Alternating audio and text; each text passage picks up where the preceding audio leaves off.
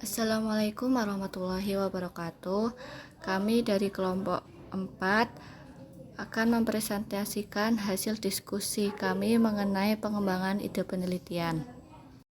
Yang beranggotakan pertama Hilya Nur Alfiani NPM 20101040059, kedua Umi Dwi Purwanti dengan NPM 20101040060, ketiga Febriana Kurniawati dengan NPM 20101040061, yang keempat Rizky Duyanto dengan NPM 20101040062, yang kelima Ngafifatul Waro dengan NPM 20101040064.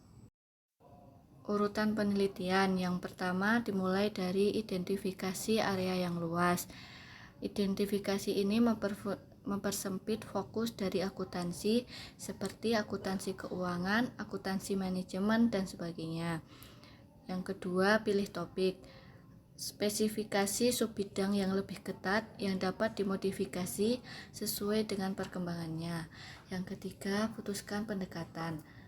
Pemikiran awal tentang pendekatan yang akan diadopsi, khususnya akses ke sumber data yang diperlukan.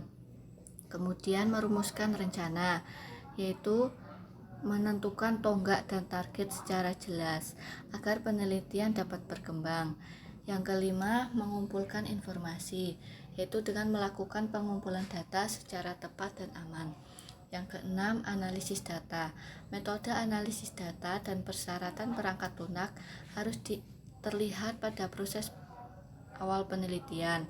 Kemudian yang terakhir, temuan saat ini.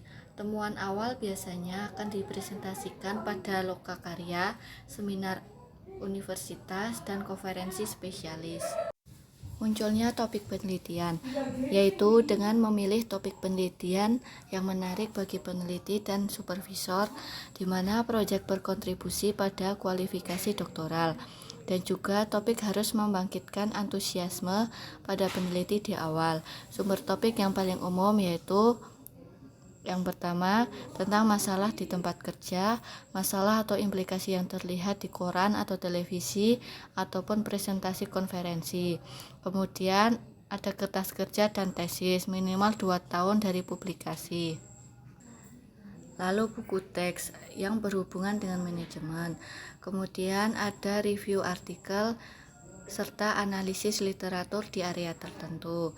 Selanjutnya ada tinjauan monografi seperti misalnya Aston dan Aston 1995 tentang pemrosesan informasi. Lalu Browell tahun 1995 tentang akuntansi manajemen. Yang terakhir yaitu artikel jurnal yang dirujuk, terutama bagian akhir, misalnya untuk mengungkapkan kekurangan dalam penelitian yang ada. Elemen-elemen proposal penelitian. Yang pertama ada judul. Judul harus memperjelas topik, terutama jika pendapatan hibah eksternal sedang dicari untuk mendukung proyek. Yang kedua abstrak, yaitu merangkum masalah, tujuan, dan hasil yang diharapkan agar spekulasi peneliti tentang hasil penelitiannya bisa berjalan sesuai dengan rencana. Yang ketiga ada tujuan, yaitu bagaimana studi berhubungan dengan masalah. Yang keempat sastra, yaitu ulasan publikasi bertema yang relevan. Dan yang terakhir ada manfaat, yaitu hasil yang diharapkan yang membuat penelitian ini bermanfaat. Kerangka konseptual. Bagian terpenting dalam proses perencanaan awal adalah pengembangan representasi konseptual dari proyek penelitian.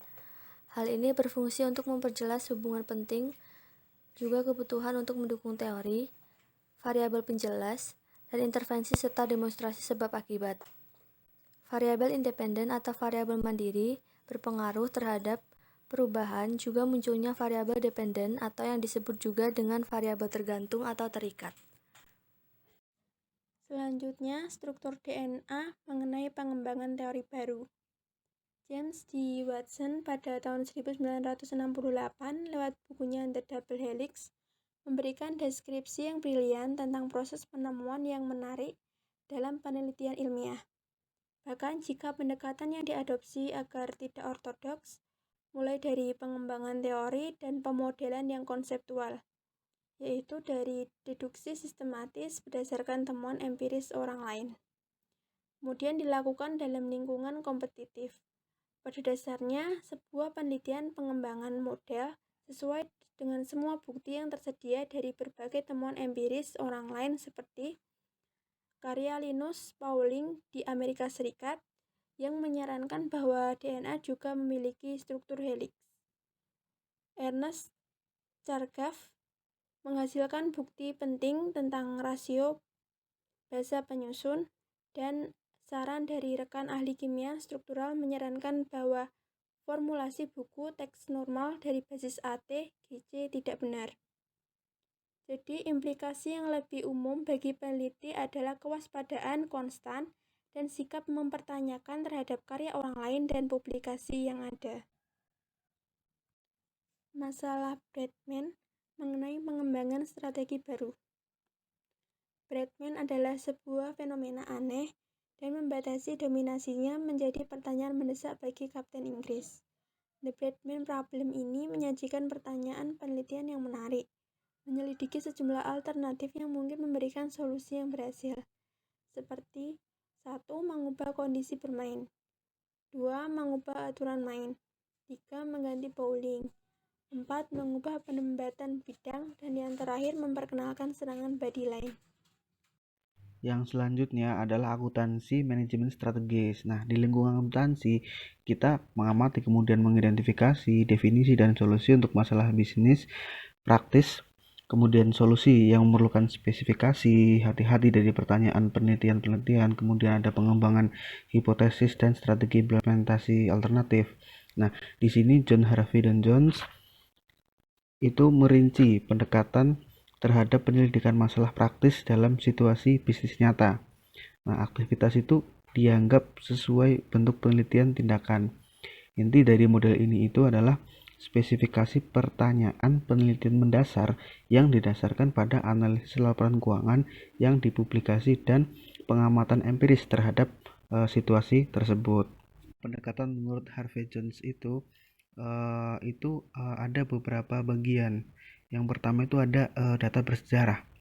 Nah, selanjutnya baru ada sasaran. Kemudian dilakukan audit situasi. Nah, setelah audit situasi baru dilakukan pembandingan, dan baru di situ kita bisa memikirkan strategi dan menerapkan solusi seperti apa yang cocok untuk situasi tersebut.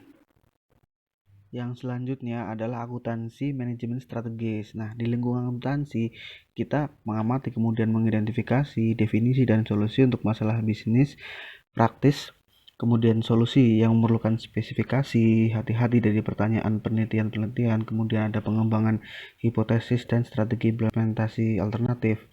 Nah, di sini John Harvey dan Jones itu merinci pendekatan terhadap penyelidikan masalah praktis dalam situasi bisnis nyata. Nah, aktivitas itu dianggap sesuai bentuk penelitian tindakan. Inti dari model ini itu adalah spesifikasi pertanyaan penelitian mendasar yang didasarkan pada analisis laporan keuangan yang dipublikasi dan pengamatan empiris terhadap situasi tersebut.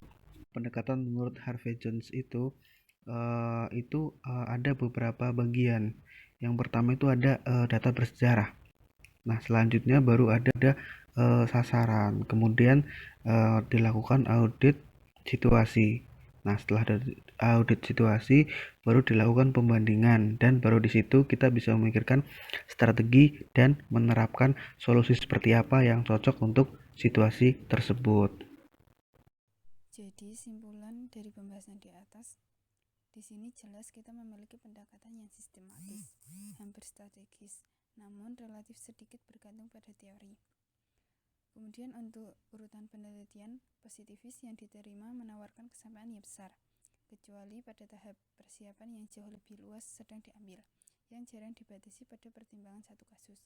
Spesifikasi elemen individu dari urutan penelitian memberikan dasar yang nantinya cukup fokus pada teori dan literatur yang cukup untuk dapat membangun hipotesis yang dapat diuji. Jadi, simpulan dari pembahasan di atas, di sini jelas kita memiliki pendekatan yang sistematis, hampir strategis, namun relatif sedikit bergantung pada teori. Kemudian untuk urutan penelitian, positivis yang diterima menawarkan kesamaan yang besar, kecuali pada tahap persiapan yang jauh lebih luas sedang diambil, yang jarang dibatasi pada pertimbangan satu kasus. Spesifikasi elemen individu dari urutan penelitian memberikan dasar yang nantinya cukup fokus pada teori dan literatur yang cukup untuk dapat membangun hipotesis yang dapat diuji. Cukup sekian pemaparan materi dari kelompok kami. Apabila ada kurang lebihnya, kami mohon maaf. Wassalamualaikum warahmatullahi wabarakatuh.